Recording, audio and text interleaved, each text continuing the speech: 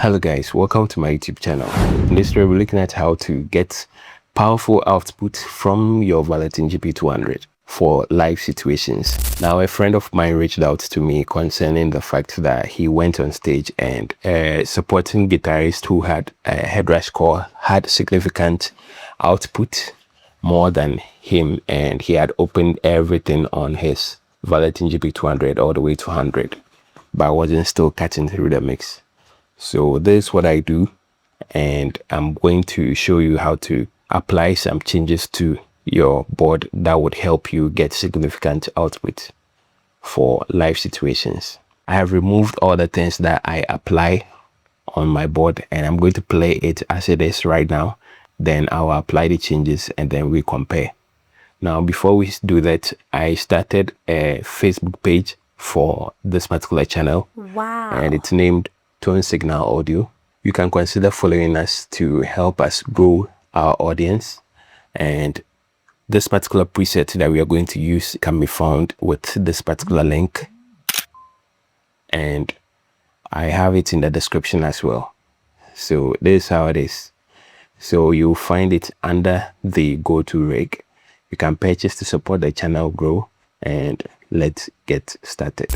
Now, the solution is based around the input level and the global EQ. That is like those significant areas that you can touch that would affect basically all the presets on your board. By default, when you buy the Valeton GP-200, the input mode is at EGT. But I changed mine from EGT to line because I get less noise from the line input mode. And then the input level is also at 0 decibels. So it's basically at the middle ground.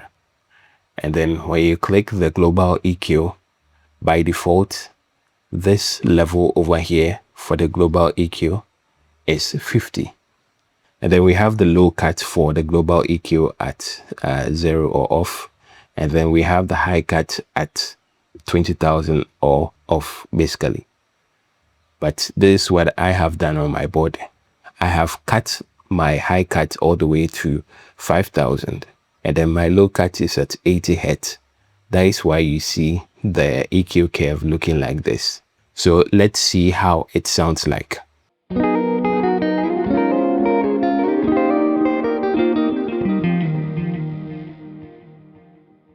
This is how it sounds like. Now you realize it sounds okay, but this is the changes that I would apply on my Valeton GP-200. So the whole concept is to try and add some decibels to the output of my guitar signal. So the first thing that I do is to change this from 0 decibels to 3. You can go all the way to 7 dB if you want, but I prefer 3 dB for now. So 3 decibels on the input level. Now the input level that you set, you would have to compensate some of the ground noise that might come through. So if, let's say, your presets don't have proper noise cancellation or noise gating, you would tend to have more noise inside your preset. So you would have to make sure your presets are noise proof. I would put it that way. Now the next thing that I would do is to go head over to global EQ, and if it is off like this, you would have to click this to turn it on and make it blue like that. And then I would change this from 50 all the way to 77. That is one of the steps. And then you realize we have 1, 2, 3, and then 4. So we have 4 bands that we can affect. So basically this is a parametric EQ. I will change the decibels on each of these bands. Now I would select for the first band 100 Hz. For the second band 500 Hz. For the third band 1000 Hz. And then for the last band, which is the band 4 over here, which matches this, is 5000. And I'm also high cutting my signal at 5000. So I'll change this 100 hertz. I'll boost it by 4 decibels. I would also boost the 500 by 3 decibels.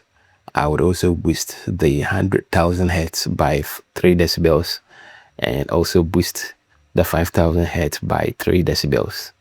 So the EQ begins to look like this, or looks like this. So with this in place, I tend to have balanced, more natural sounding sound. So you have more presence, more mid, because the guitar is a mid-range instrument. Having reasonable mid in there would make it shine properly. So that is the reason why 500 and 5,000 hertz have been boosted. So let's see how it sounds like.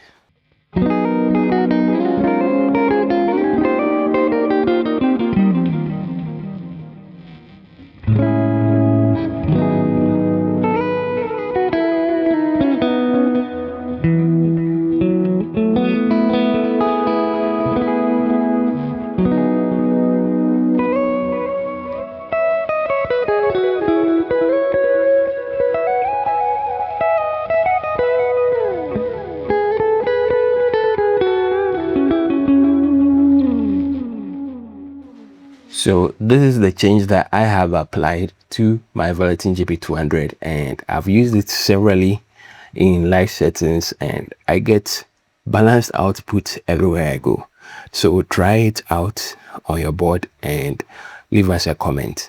Now, one other important thing that I'll leave with you is you realize there are 4 rows. We have the frequency row, we have the gain row, and we have the Q row, and then we have the labeling row. So the Q is like how wide or how narrow the parametric EQ is going to affect the selected band. Now if I put this all the way to 10, so the Q ranges from 0.1 all the way to 10.0. I would set this to my low cut to 0 so that you can see. Let me try and increase the gain. So you realize this how it begins to look like. So if I am to reduce it, you realize the sweep frequency range begins to broaden. So by default it is at 0.71. So I'll just put it back at 0.7 and put this back to 4 and put this back to 80 hertz, and basically it would affect the preset beautifully.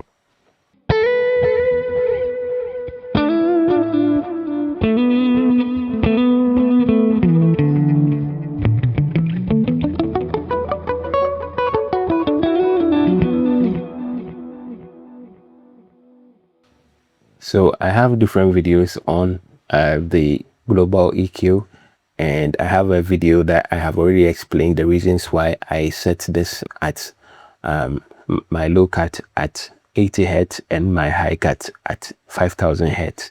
So watch it. I've linked it up here and enjoy.